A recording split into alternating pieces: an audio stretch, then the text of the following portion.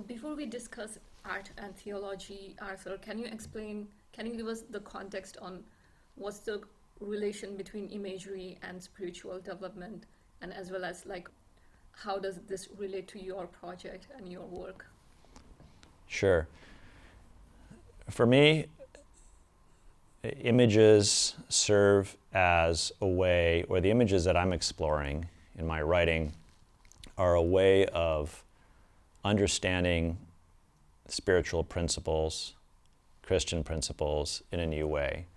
And each artwork or image from our visual culture is an embodiment of spiritual ideas in a visual language. So when we look at the way that a certain idea plays out in an image, it can give us a new understanding of what that idea can mean for us and how we can apply it in our own lives. So if I'm exploring, for example, the cosmic dance in the El Greco painting, it's another way of understanding how the divine rhythm plays out in our daily lives, and it's encapsulated, it's embodied in visual form in a static image in the painting.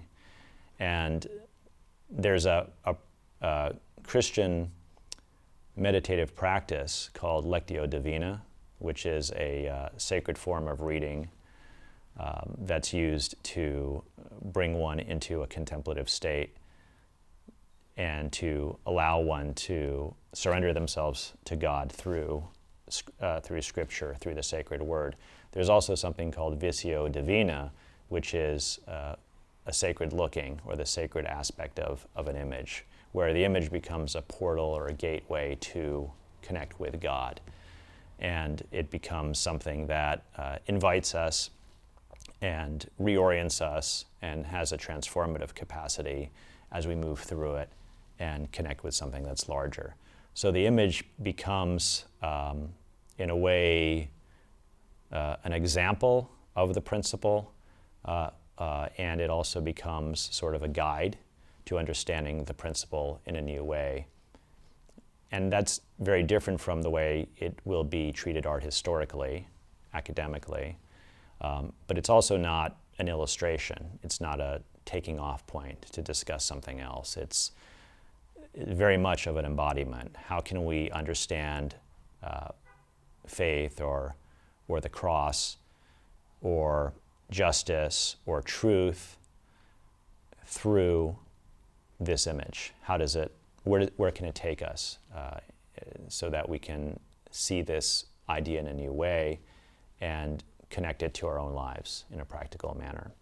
So that's what it is I'm trying to do with images, and it's something that I think is helpful because images can ground these principles and these ideas in a unique way that they stay with us. And it's also another way into these concepts where words aren't being used, but the image is. And the image can have a psychological and an emotional impact on us that'll help us enter into a new understanding of faith and prayer and truth and the cross and other themes. Each of my pieces revolves around one of those central, a central Christian theme. So it's a way of unpacking it in the same way that my conversations with other contemplatives is a way of unpacking and thinking in new ways about old ideas that need to be reinvigorated. It's a way also, working with these images, of reclaiming the mystical tradition in the religion. So the first one I had was, I believe it's by Caravaggio, and it's painting called The Incredulity of St. Thomas. Right. So what do you think is going on in this painting? So that's a representation of the famous Doubting Thomas scene where Christ returns after his resurrection and presents himself to his disciples. And Thomas doesn't believe that this is Jesus. So Jesus presents the holes in his body from the crucifixion as physical evidence. And the painting by Caravaggio shows us that moment where Thomas is inserting his finger into Jesus' side, into one of the gashes in his side. And this is, for me, a representation of faith as distinct from belief. It's a painting that's typical of Caravaggio. It contains a lot of drama. It has he uses a technique called tenebroso, which is a strong contrast and dramatic shift between light and dark. And he uses this to highlight certain features of the figures and of the scene. And in the painting, there's a light that seems to emanate from, it seems to be an unknown source, but we might say that it's coming out of Jesus' body, out of his side where the wound is. And the disciples are grouped together in this sort of pyramidal format as they stare into Jesus' side. And Jesus is humbly presenting his body to be examined by Thomas. And Caravaggio painted the sort of castaways of his time, those people, or the cast-offs of society.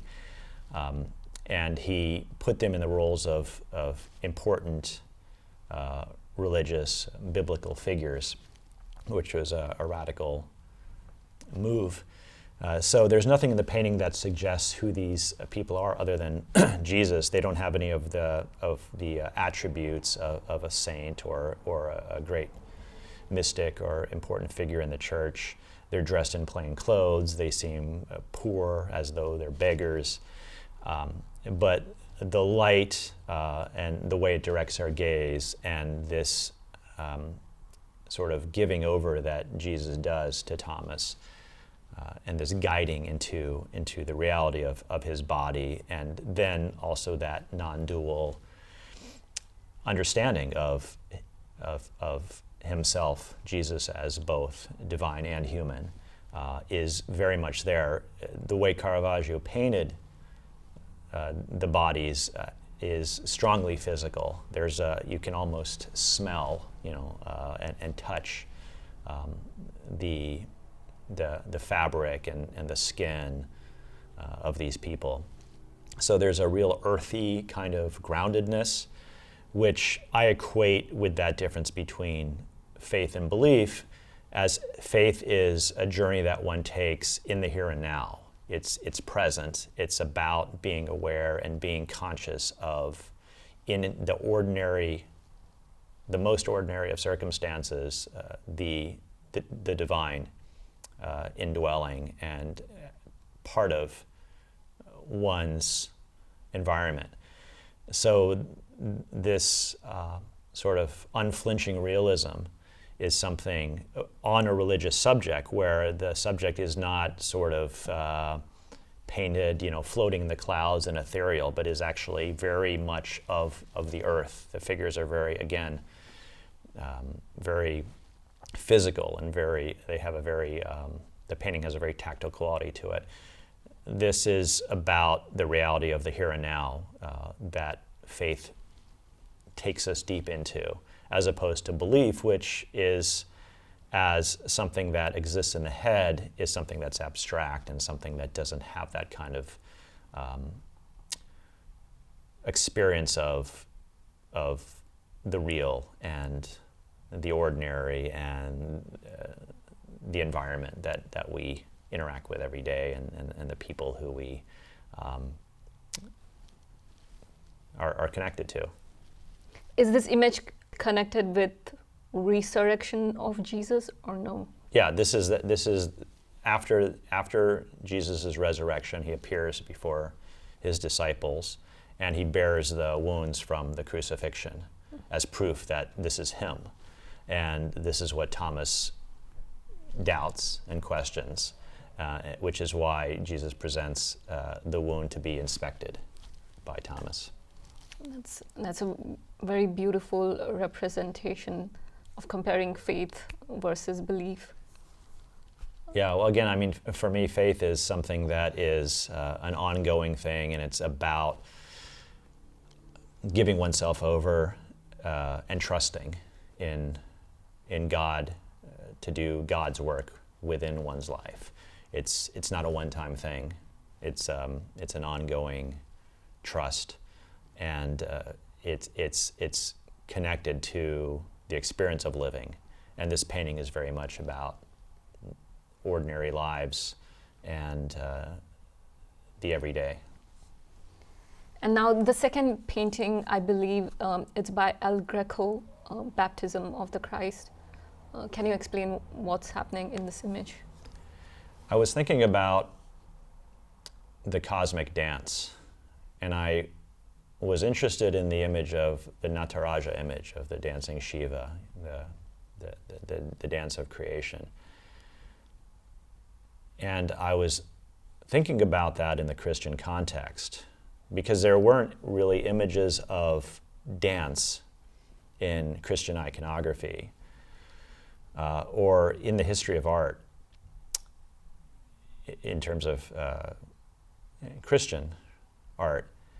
And when the pandemic was raging and we had our shutdowns and our lives changed, I recognized that the rhythms of my life were very much changed from what they were before. There were things that slowed down, and I had the opportunity to go deeper into my spiritual life and to spend time with things that in the past might have been rushed or might have been overlooked. So in the recognition that my own life had, the rhythms of my own life had changed and the rhythms of the society had changed, I was thinking about rhythm as this cosmic dance.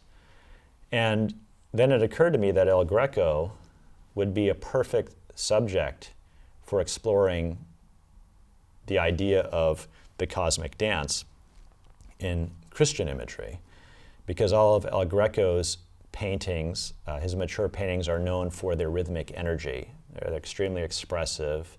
They have a strong abstract quality, which partly comes from his training as a medieval icon painter. He was a Greek artist who spent his career in Spain, and the painting demonstrates a strong sense of visual rhythm in the context of this very important Christian moment. St. John is baptizing Christ, and everything is present all at the same time. So we have God the Father floating at the top of the canvas. We have the Holy Spirit represented by the dove in the center, where there's a horizontal division between the upper realm and the earthly realm.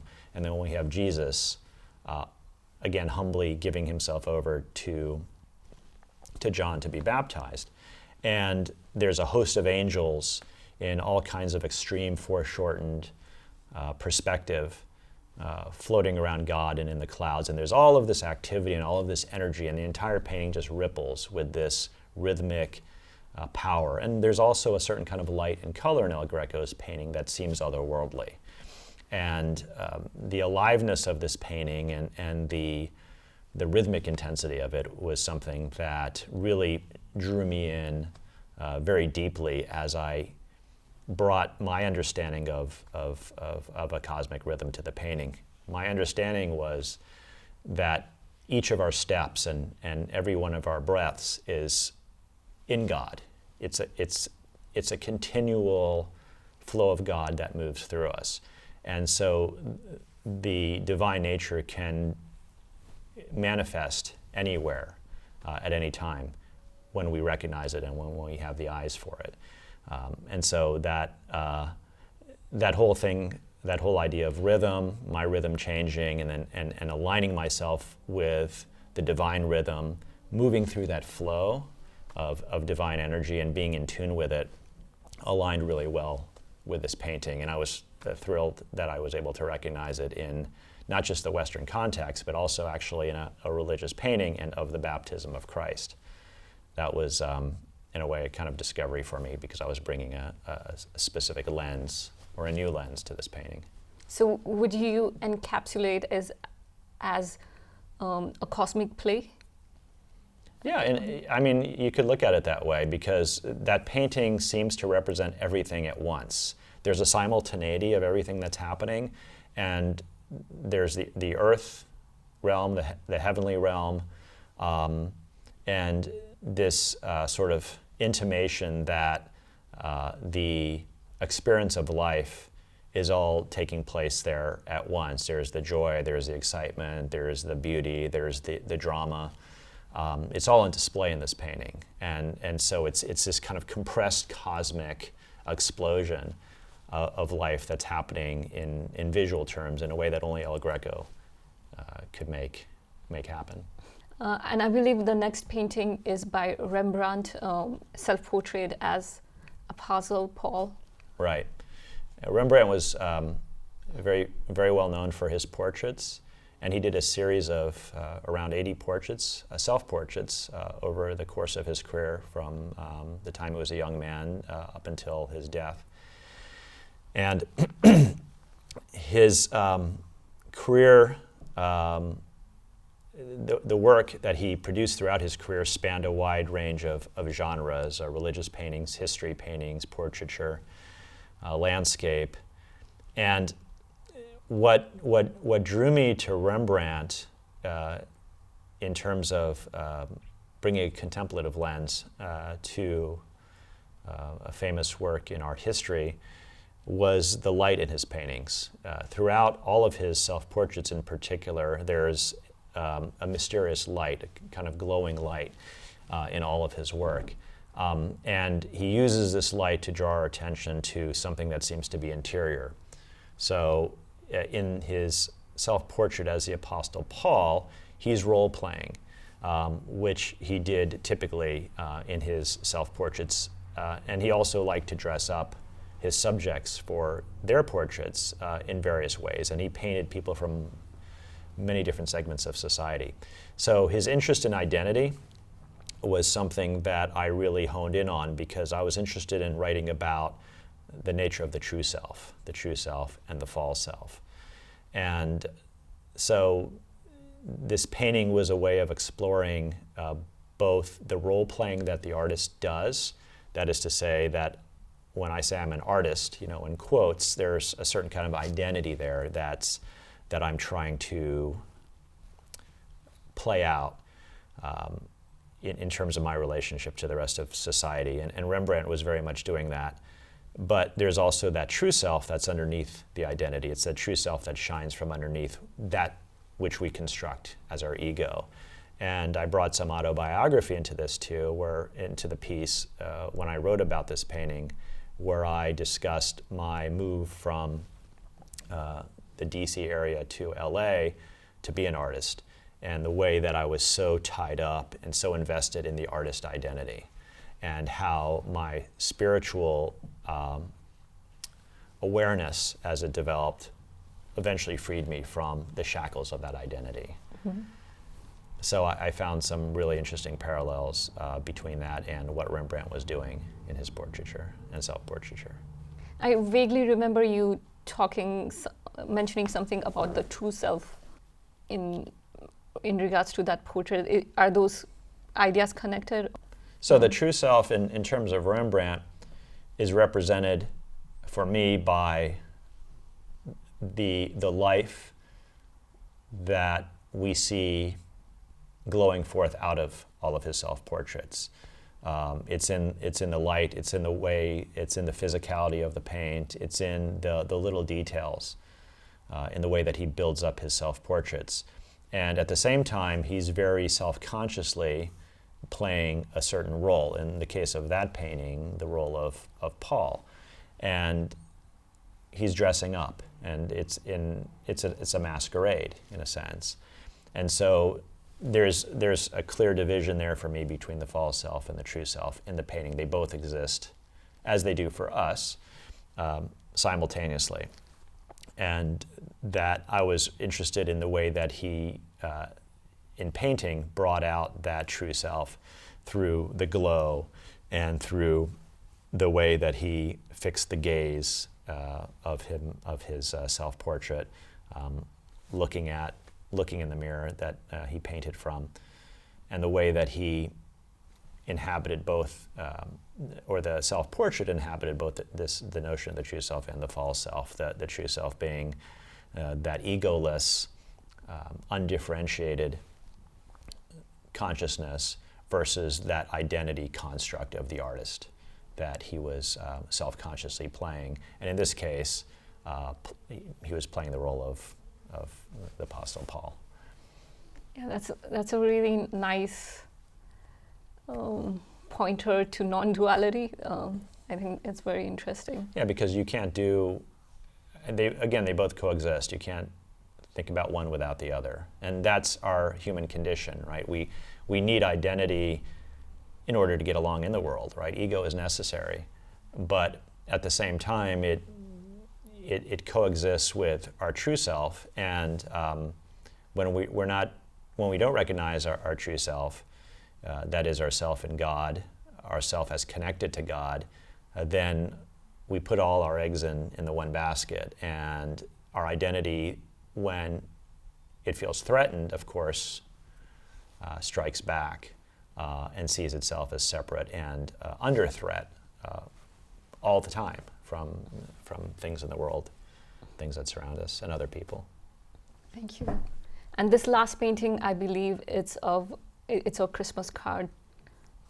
It's Virgin Mary and baby Jesus. Oh, that was for the sake of comparison. So I used two images for that essay. One was a classic nativity scene on a Christmas card from earlier in the 20th century, or sometime in the 1920s, and then contrasting that with a medieval icon by the Italian painter Barnaba da Modena of a Virgin and Child, which is a very stereotypical Virgin and Child, but it had certain features that I thought were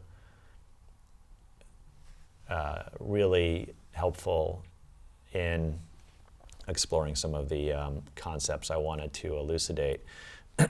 And I was exploring in that essay the difference between those two types of representation, where in the typical nativity scene, or the baby Jesus image that we see during Christmas time, it's again going back to this idea of God outside of ourselves. So Jesus was this particular individual in this historical context that had this sort of superhuman nature, and is somebody that some people worship. But Jesus is out there.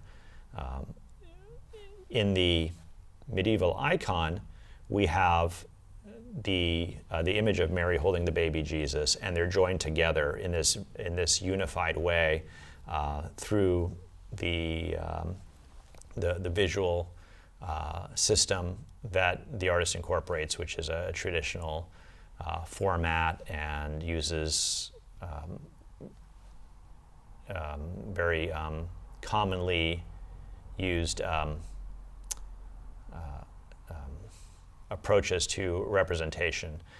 And one of the things that's interesting about the baby Jesus in these medieval paintings is that he oftentimes looks like a little man. And I was exploring that idea along with what the representation of Mary meant in that context, and the way that they were joined together visually and functioning kind of as this one, almost like a circuit. And I was looking at Mary as this representation of a self-emptying. The bringing forth of Jesus required that she empty herself of ego and of the idea of separateness and an individual identity apart from God, to allow for the Christ to emerge. And the Christ is represented in Jesus Jesus is sort of the human form of the Christ nature, which we all share, and sort of the model for us. And in the image of the baby, again, appearing like this little man, there is this idea of a certain wisdom there. So people who would worship in front of this kind of image in a church setting might have felt that it was much more conducive to their meditation or to their worship, to have this image of a figure that looked more like a wise philosopher than a helpless baby. And this interconnection between Mary and Jesus was very important to demonstrate this, the idea of this flow of God through us and back to God. And the thing that really sort of got me going on that piece and really got me thinking about what it could represent, as opposed to the conventional images of the Nativity, was the idea of Christmas as the celebration of the birth of Christ in all of us, not this distinct individual born at this historic point in time.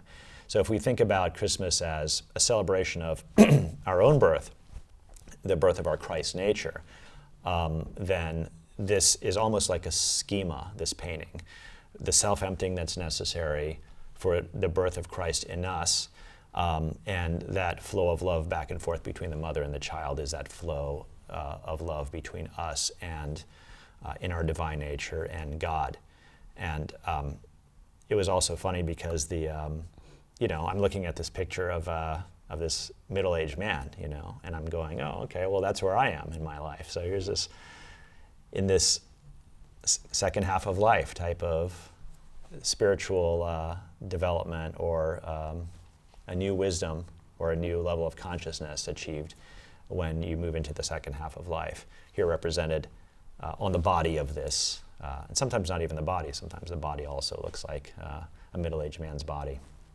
So there were several things there that I was exploring in the painting, and again, setting up a contrast and feeling that there's a lot more in that kind of icon than there is in the very sentimentalized image of the Nativity that we see all around us applied commercially on Christmas cards and department stores and so forth.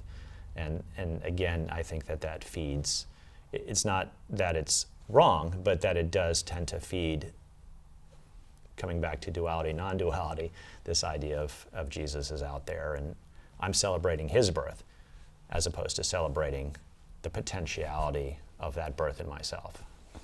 It's kind of like rebirth of consciousness. Yeah, absolutely. It's another language for it. I mean, so much of this is about language, and I always keep that in mind when I'm talking to people, that I try to be precise in the words that I choose when describing some of these things, but at the same time, I'm always aware of how other people can kind of go down the wrong path in their thinking because they're associating certain things with certain words. We can always reword things. We can come up with other names for things. If certain terms get too bound up with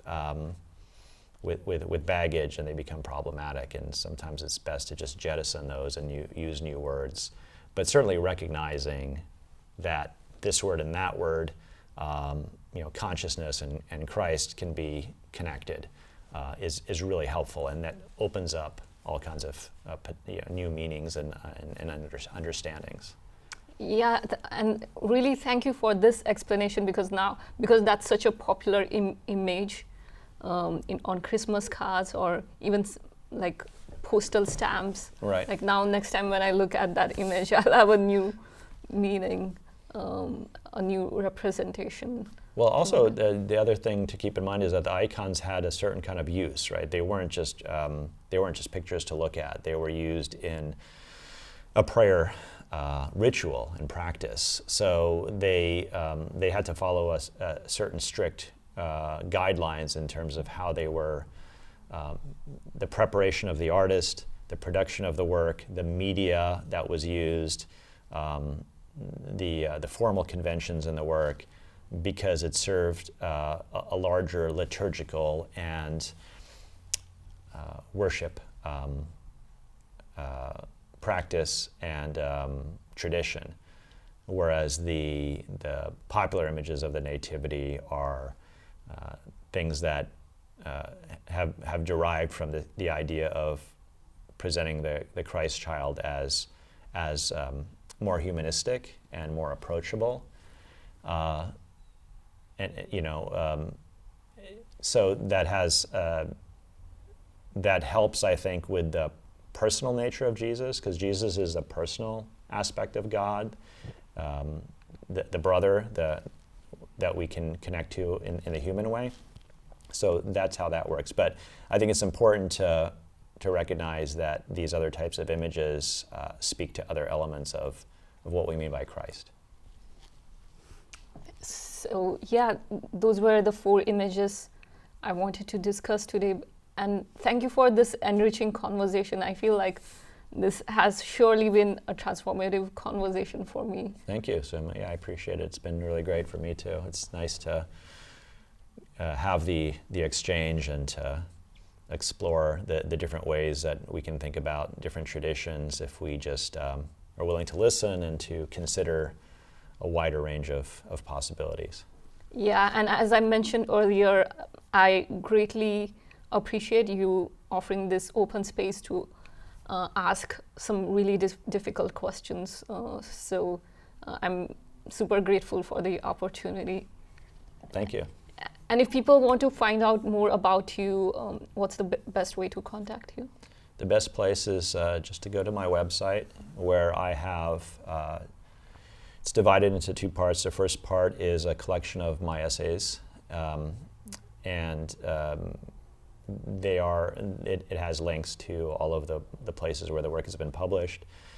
And also I have a blog space on contemplative light. And the second part of my website is dedicated to my Contemplatives in Conversation project, where if people are interested in getting involved, they can find out through there. And I have resources as well for people on the contemplative path that have benefited me and have been recommended by friends and kindred spirits. Yeah, and I'll include the details in the description of this video. Great. So, thank you. I also want to thank the viewers. Thank you for your support, and I'll see you soon.